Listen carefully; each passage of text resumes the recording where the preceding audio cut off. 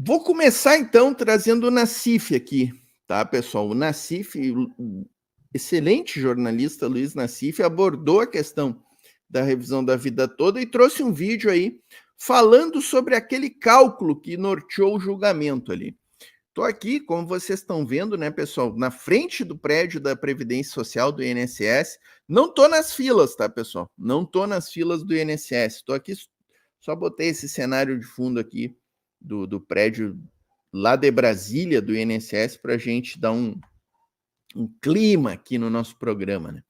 Vamos ver o que o Nassif falou aí, pessoal, desse cálculo relacionado ao julgamento da revisão da vida toda. Bom, deixa eu só falar uma coisinha antes. Nós fizemos hoje, no TBGGN Justiça, uma discussão com dois tributaristas, com dois advogados de aposentadoria também, sobre o que ocorreu no Supremo ontem, com um cálculo da aposentadoria. Você tinha um tipo de aposentadoria, o cálculo que era feito antes, que você escolhia os 40 maiores ou 60 maiores salário de contribuição. Para reduzir esse valor. Aqui importante, né, pessoal? Eram os 36 maiores salários de contribuição, né? Eram os 36 últimos salários de contribuição. Depois passou a ser os 48 considerados 36 maiores, e assim a gente foi tendo revisões aí na mecânica de cálculo, né, do salário de benefício do aposentado. Passou a ser um cálculo de toda a aposentadoria da vida inteira. Ou seja, desde daquele comecinho, quando você ganhava pouquinho, até quando você ia melhorando. Então mudou para esse novo cálculo lá, com mais aquele fator previdenciário lá.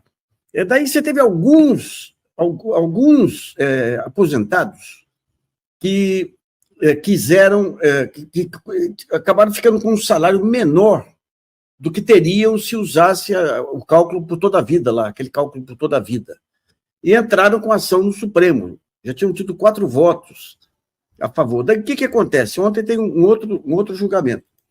Dá para ver que o Nassif está falando. É legal até ver um jornalista que não conhece tanto a Previdência falando, né? Ele falando meio por alto. E eu não vou aqui descer a minúcias, explicar de novo que é a revisão da vida toda, né?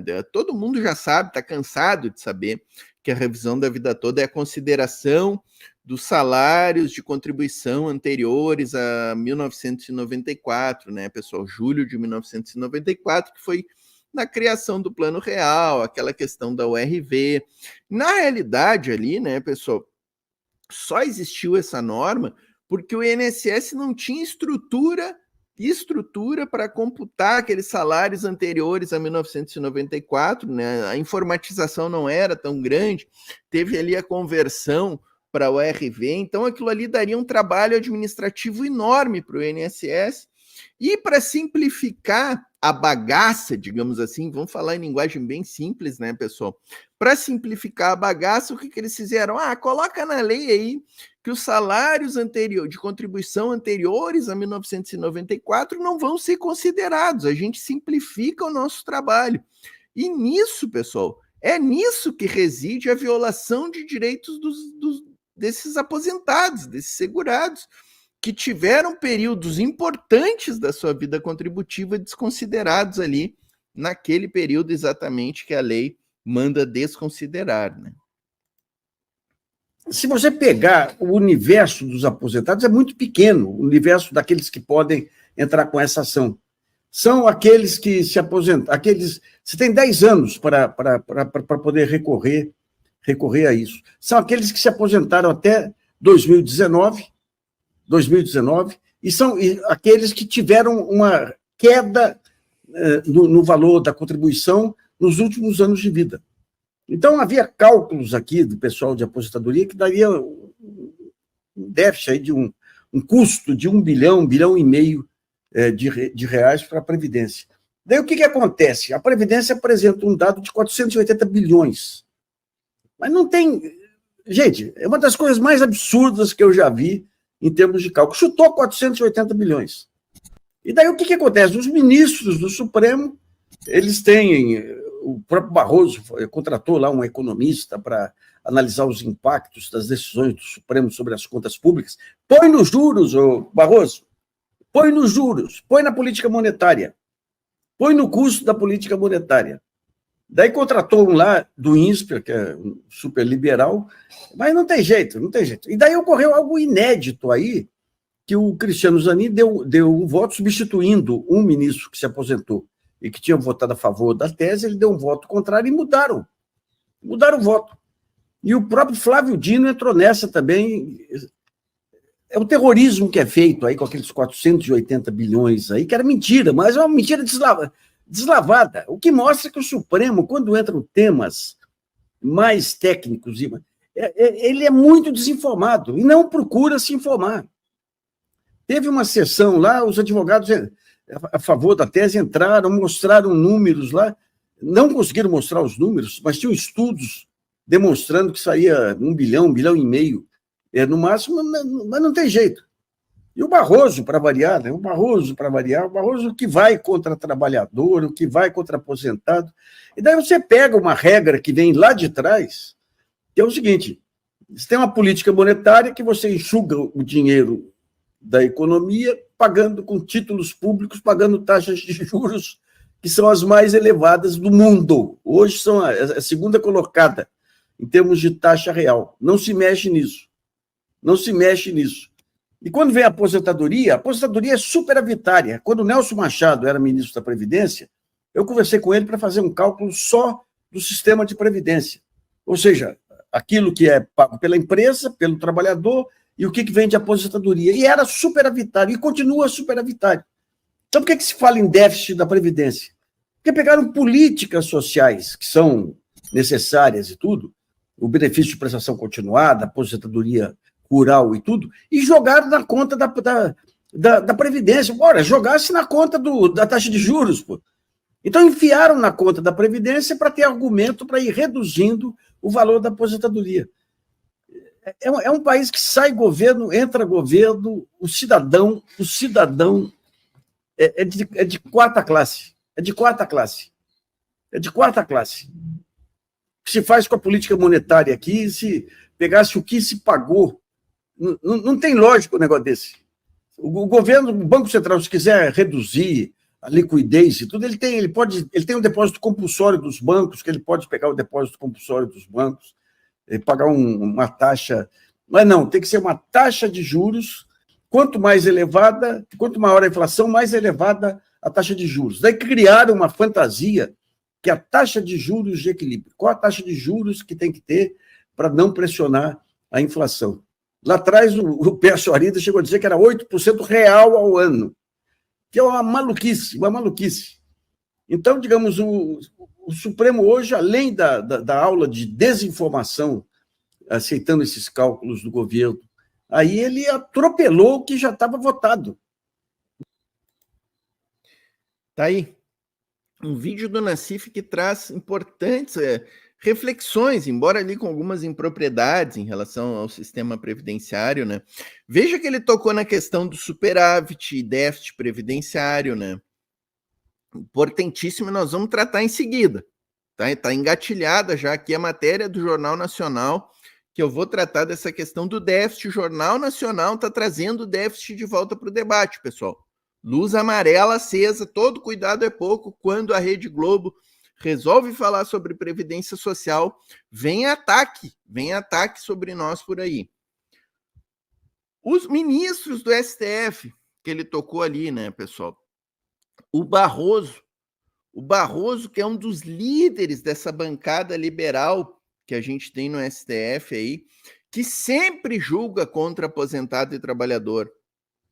Barroso, Luiz Fux, Gilmar Mendes, agora o Cristiano Zanin, o próprio Alexandre Moraes, que nesse caso votou a favor dos aposentados ainda, também é da bancada liberal, a Carmen Lúcia. Nós tínhamos no STF a ministra Rosa Weber, que era a única ministra, e o Lewandowski.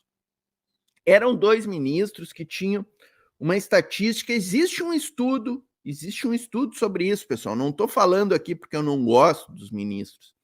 Tem um estudo dos resultados dos julgamentos, e esse estudo apontava que tirando a Rosa Weber e o Lewandowski, que para nosso azar foram os 2 ministros que se aposentaram agora, eram os únicos 2 ministros que tinham uma estatística favorável no sentido de julgar as causas a favor de trabalhadores e aposentados. Todos os demais ministros têm uma estatística acachapante, com mais de 90% de votos contrários aos aposentados e aos trabalhadores. Ou seja, o STF é um tribunal liberal e é um tribunal empresarial, que sempre julgará a favor das grandes empresas, das grandes oligarquias, da burguesia nacional, da burguesia. E o Nassif fala ali que o Brasil é um país em que o aposentado é sempre arrochado, o trabalhador. Não, não é o Brasil, é o sistema capitalista. O capitalismo funciona sempre a favor dos interesses da burguesia e contra os interesses da classe trabalhadora. Essa é a realidade do sistema capitalista, pessoal. E a gente vive num sistema capitalista. É isso. Então, muita gente fica braba, por exemplo, quando a gente fala em socialismo, porque o símbolo aqui do nosso canal, ó, não consigo... Ali, olha o símbolo do nosso canal ali em cima, pessoal. Não consigo fazer, eu sou ruim nessa história. Mas olha o logotipo do nosso canal. Tem a foice e martelo, que é o do socialismo. Nós aqui no canal defendemos o socialismo, porque o capitalismo ele produz esse tipo de coisa. Ó. Um STF, um Congresso totalmente contrários aos interesses da classe trabalhadora e defendendo os interesses da burguesia, de latifundiários, de grandes empresários. É isso, esse é o resumo da questão.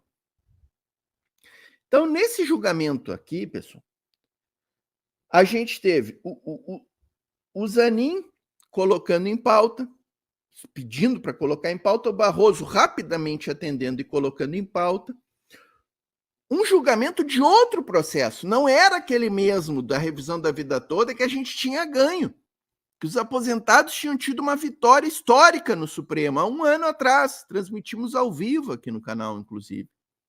Não é o mesmo processo. Então, quando o Nassif diz que os ministros mudaram seus votos, eles até mudaram a posição, mas eles não mudaram os votos. Esse julgamento era outra questão.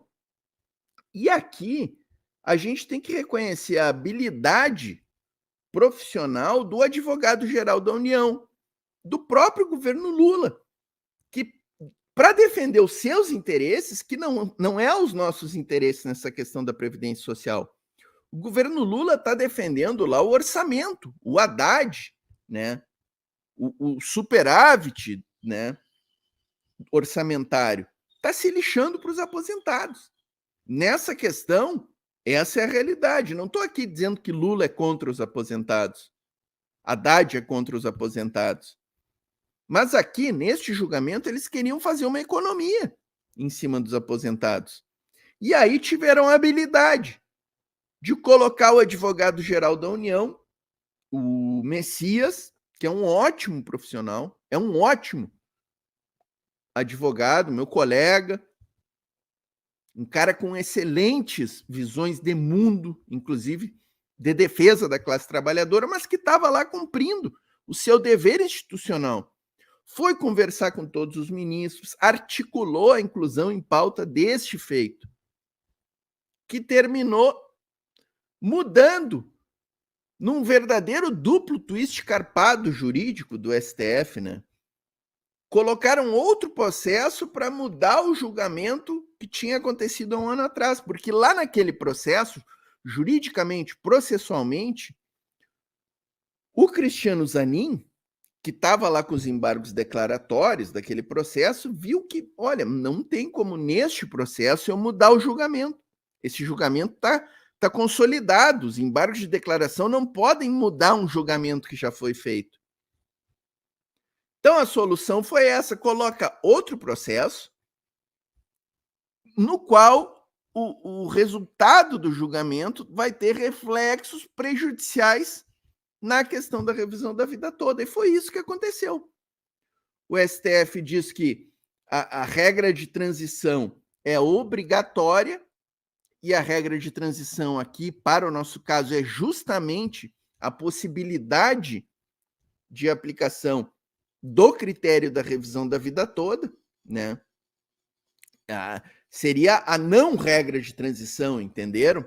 Porque se aplicar a regra de transição, não tem revisão da vida toda, não tem utilização das contribuições anteriores a 1994. E foi isso que o Supremo entendeu. O Supremo mudou a sua jurisprudência que previa que no direito previdenciário se aplica ao segurado do INSS a regra que lhe for mais benéfica, entre uma regra de transição e a regra geral, o segurado poderia escolher a que lhe é mais benéfica para o cálculo da sua aposentadoria. Essa era a jurisprudência consolidada do STF. Nesse julgamento, o STF abandona essa regra e diz que não há direito ao regime mais favorável ao segurado do INSS, ao aposentado, no caso. Que as regras são obrigatórias.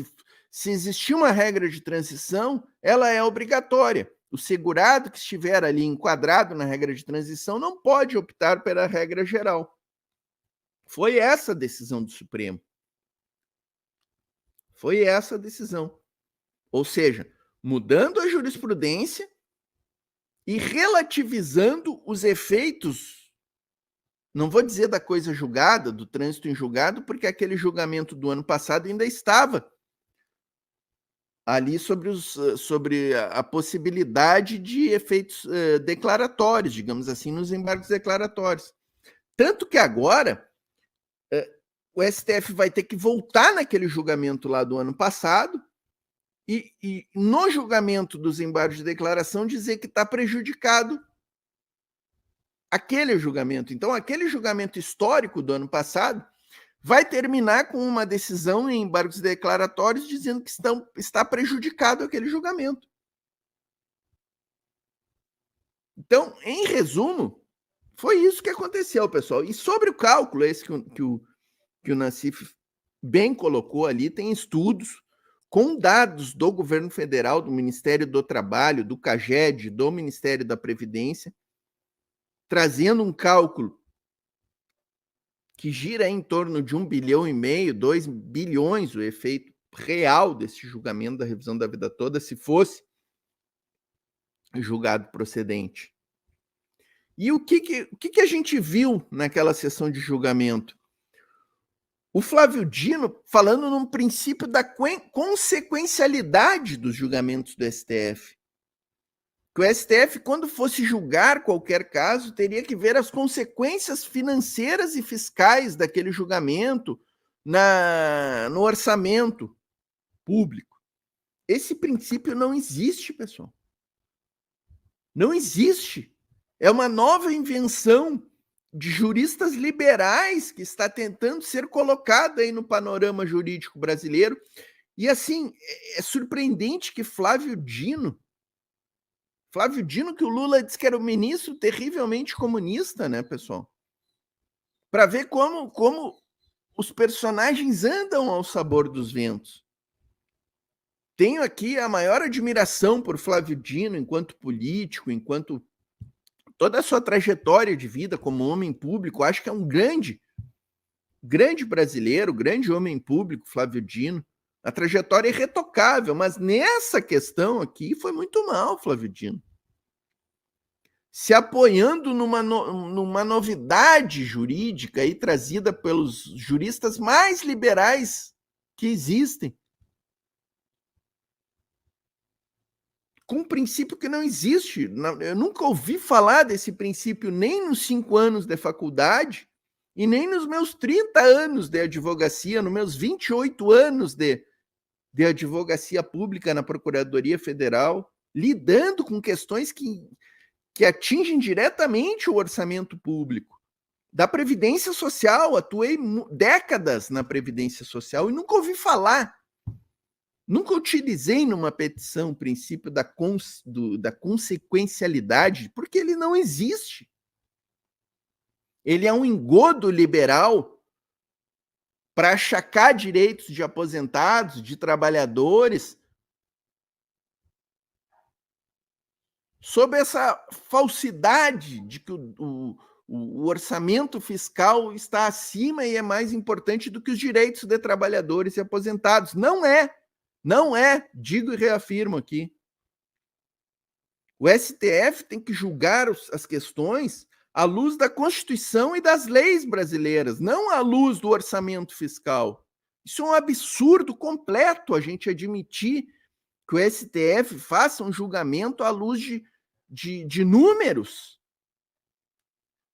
É um absurdo completo o que aconteceu neste julgamento da revisão da vida toda e que pode servir, o que é mais perigoso, de paradigma para outros julgamentos.